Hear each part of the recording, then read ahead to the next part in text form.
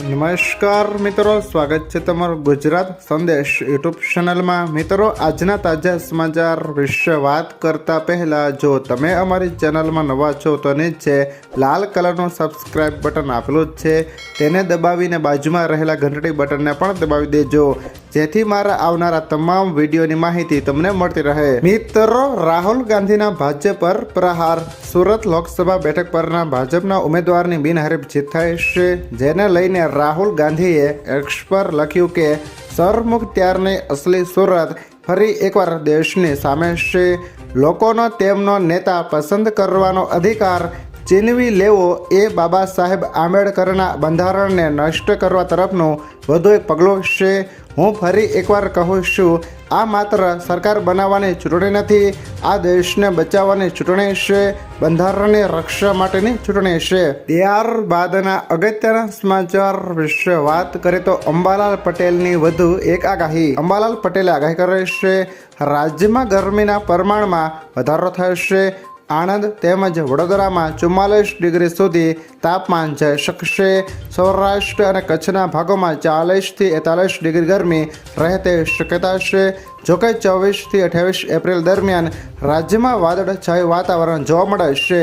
10 થી 14 મે દરમિયાન આંધી વંટોળા સાથે વિવિધ ભાગોમાં વરસાદ થવાની સંભાવના છે। 8 જૂનથી સમુદ્રમાં સિસ્ટમની હલચલ શરૂ થઈ જશે।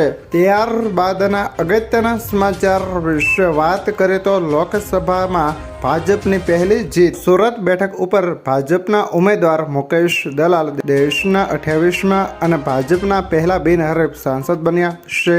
ચૂંટણીના જંગમાં ઉમેદવારીનું ચિત્ર ગોઠવાયા તે પહેલા જ રવિવારે કોંગ્રેસના ઉમેદવારીનું ફોર્મ રદ થયું હતું।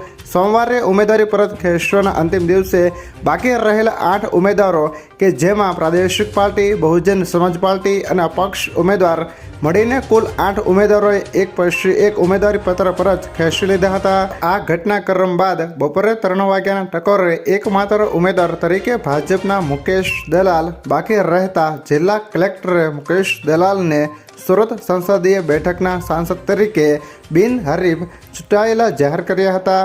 ભાજપ માટે તેમના પક્ષમાંથી આ રીતે બિનહરીફ સાંસદ ચૂંટાયા હોય તેવો પહેલો પ્રસંગ બન્યો છે।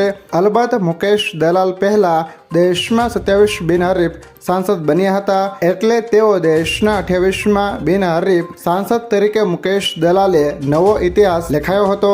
ત્યારબાદના અગત્યના સમાચાર વિશે વાત કરીએ તો પ્રાથમિક શાળાના સમયમાં ફેરફાર। આગામી સમયમાં હીટવેવ અને ઉનાળાની ગરમીને લઈને શિક્ષણ વિભાગે આગોતરા પગલાં લીધા છે। હીટવેવના કારણે શાળાના વિદ્યાર્થીઓ અને સ્ટાફને કોઈ મુશ્કેલીનો સામનો ન કરવો પડે તે માટે શાળાના સમયમાં મોટો ફેરફાર કરવામાં આવ્યો છે। ગુજરાતમાં ગરમીને લીધે પ્રાથમિક શાળાઓનો સમય સવારે 7 વાગ્યાથી 11 વાગ્યાનો કરાયો।